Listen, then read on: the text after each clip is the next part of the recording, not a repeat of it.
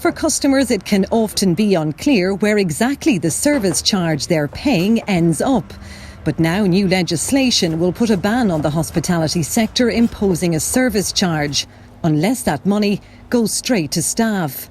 At the Stockhouse restaurant in Trim, they're welcoming the move. We're a restaurant here that's open 8.5 years, and we've never had a service charge. For the very reason is it doesn't always make its way back to the staff that would have earned it through good service. We have our tips here in this restaurant, and as they're paid, are divided equally. Across the road at the Trim Castle Hotel, the tourist season is now in full swing. This legislation, they believe, will help attract staff back to the sector. It's particularly welcome at the moment, at a time when we are trying to, as a sector, encourage staff back to work in the industry and back to work in this sector for employment. Thank you very much.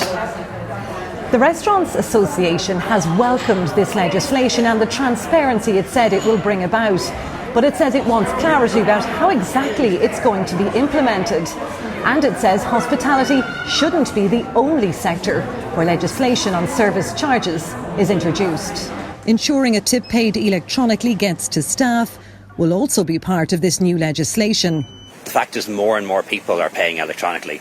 And the concern that we have is sometimes when people leave a tip electronically, that doesn't go to staff. So this legislation is going to be very clear, is that if somebody leaves a tip, whether it's a mandatory service charge or a tip, electronically, that money has to go to staff. Once the law comes into force, employers will have to be clear about additional charges and about where the money goes. Sinead Hussey, RTE News, Trim, County Meath.